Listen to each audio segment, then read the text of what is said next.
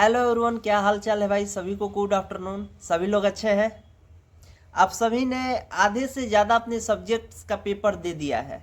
आप लोगों ने दोनों इंग्लिश का पेपर दे दिया है, आप लोगों ने मैथ्स का पेपर दे दिया, आप लोगों ने जियोग्राफी हिस्ट्री का पेपर दे दिया, आप लोगों ने हिंदी का पेपर दे दिया है। अभी आपके पास बचा क्या है? साइंस का पेपर, फिजिक्स केमिस्ट्री बायो। और उसके बाद किसी का कंप्यूटर एप्लीकेशन होगा, किसी स्टूडेंट का इकोनॉमिक एप्लीकेशन होगा, किसी स्टूडेंट का कमर्शियल एप्लीकेशन होगा, किसी का फिजिकल एजुकेशन होगा, किसी का होम साइंस होगा। मतलब अभी सारे स्टूडेंट के बीच में एक कॉमन सब्जेक्ट बचा हुआ है, साइंस। उसके बाद किसी का अलग पेपर होगा, किसी का अलग पेपर होगा, किसी का अलग पेपर होगा। कॉमन क्या बचा है? साइंस का पेपर। साइंस के पेपर में बहुत सारे स्टूडेंट मतलब कमेंट कर रहे हैं कि भैया हम अपने बेस्ट ऑफ 5 सब्जेक्ट्स में से साइंस को एक्सक्लूड कर दिए हैं। कितना मार्क्स लाए कि इसमें हम पास हो जाए बस। वो भी खास कर फिजिक्स में पूछ रहे हैं कितना मार्क्स चाहिए हमको, बस पास होना है, क्योंकि बेस्ट ऑफ 5 सब्जेक्ट में हमारे साइंस भैया नहीं है। देखो भाई, सिंपल मैथ्स सबको लगाना है, सिंपल मैथ्स। सबसे पहला काम आपको करना है कि सारे सब्जेक्ट्स आपके लिए इंपॉर्टेंट है। सारे सब्जेक्ट्स आपके लिए, फिजिक्स जितना इंपॉर्टेंट है उतना ही बायोलॉजी इंपॉर्टेंट है। आपके लिए जितना केमिस्ट्री इंपॉर्टेंट है उतना ही मैथ्स का पेपर इंपॉर्टेंट था। आपको ये नहीं करना है कि बस इसमें कैसे किसी तरह पास हो जाए, बस हम किसी तरह इसमें पासिंग मार्क्स ला दें। ये सब आपको अपने माइंड में नहीं थॉट्स लाने हैं। आपको सारे पेपर में अपना 100% देना है, सारे पेपर में अपना बेस्ट एफर्ट लगाना है। अब मान कर चलिए कि आपका मैथ्स का पेपर गया। बहुत सारे स्टूडेंट्स तो ये भी बोल रहे थे कि मेरा मैथ्स का भी पेपर अच्छा नहीं गया।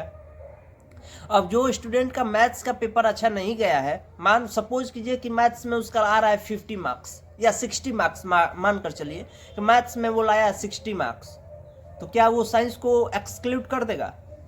क्या वो साइंस में तीनों सब्जेक्ट को मिलाकर 60 मार्क्स प्लस नहीं ला सकता है? सपोज मान कर चलिए, आप खुद सोचिए कि आपका मैथ्स में 60 मार्क्स आ रहा है, ठीक है। अभी आपके पास साइंस का पेपर है, आप लोग बोल रहे हैं कि हम साइंस को एक्सक्लूड कर दिए हैं, बेस्ट 5 ऑफ सब्जेक्ट्स में नहीं है। तो जो स्टूडेंट 60 मार्क्स ला रहा है, या मान कर चलिए मैथ्स में उसका 70 मार्क्स आ गया। अब साइंस के पेपर में थोड़ा बात करते हैं। अगर मान लिया कि फिजिक्स में आप 100 में 70 मार्क्स लाते हैं, केमिस्ट्री में 100 में आप 80 मार्क्स लाते हैं, और बायो तो ईजी है, 100 में 90 मार्क्स लाते हैं, मतलब 70, 80, 90 सम अप कीजिए तो 240 होगा। 240 डिवाइडेड बाई 3, 80 मार्क्स। साइंस में आ जाएगा आपका 80 मार्क्स, मैथ्स में लाए हैं 70 मार्क्स, तो क्या आप ऐड करेंगे? साइंस को ऐड करेंगे।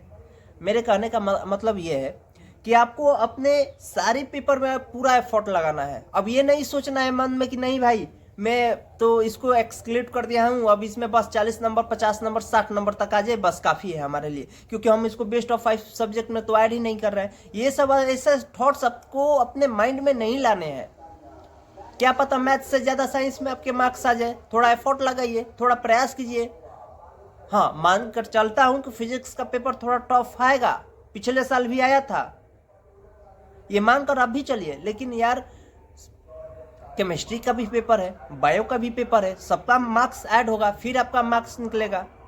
मानकर चलिए कि फिजिक्स में 70 आया, 70 नहीं मानकर चलिए, आप मानकर चलिए कि फिजिक्स में आपका 60 मार्क्स आया, केमिस्ट्री में 80 आएगा, बायो में 90 आएगा, 92 आएगा, 93 आएगा। बायो तो कर लेंगे आप, केमिस्ट्री में तो अच्छा आ जाएगा फिजिक्स से।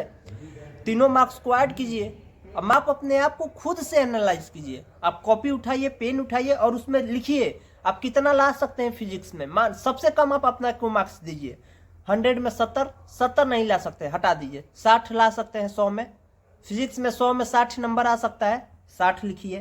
केमिस्ट्री में 70 ला सकता है, 100 में 70 ला सकते हैं, 70 लिखिए। बायो में 90 ला सकते हैं, 85 ला सकते हैं, लिखिए। तीनों को ऐड कीजिए, 3 से डिवाइड कीजिए, कितना नंबर आ रहा है। और फिर मैथ्स का पेपर आपका कैसा गया है, उसमें कितना नंबर आ रहा है, दोनों में आप तुलना कर लीजिए कौन बेटर है। मैथ्स का पेपर आपका अच्छा है कि साइंस का अच्छा आप कर सकते हैं, उसको एनालाइज कर लीजिए। अभी आप लोग कमेंट कर रहे हैं कि भैया कितने मार्क्स ला दे कि फिजिक्स में हम पास हो जाए, कितना पासिंग मार्क्स है। तो ये किसी भी तरीके से सही विचार नहीं है, सही थॉट्स नहीं है, ठीक है। सही थॉट क्या है? हर एक पेपर, हर एक इंडिविजुअल पेपर आपके लिए एक अपॉर्चुनिटी है।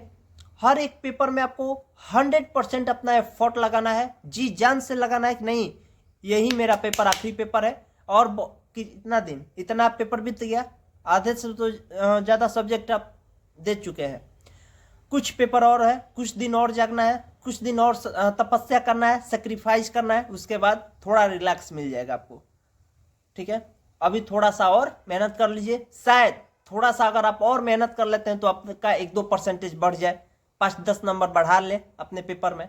ठीक है, तो साइंस के लिए भाई ऐसा बिल्कुल ना सोचे कि बस इसमें हम किसी तरह पास हो जाए, पासिंग मार्क्स ला दे, ये सब ना सोचिए। ठीक है, आपको क्या सोचना है, हम इसको जो सबसे आपका खराब पेपर गया है मैथ्स का ले लेते हैं। बहुत सारे स्टूडेंट कमेंट कर रहे थे, बहुत सारे ये भी कमेंट कर रहे थे कि मैथ्स मेरा बहुत अच्छा गया है, लेकिन ज़्यादातर लोग कमेंट कर रहे थे कि मैथ्स का पेपर गंदा चला गया है। तो मैथ्स का पेपर गंदा गया है, फिजिक्स का पेपर गंदा मत बनाइए, केमिस्ट्री का पेपर गंदा मत बनाइए, बायो का पेपर गंदा मत बनाइए। इसमें आपका 100% आना चाहिए, इस पेपर में आपका पूरा एफर्ट लगना चाहिए। कभी इस थॉट से मत पढ़िए कि बस इसमें हमको पास होना है, बस इसमें 40 मार्क्स लाना है, बस इसमें 60 मार्क्स लाना है।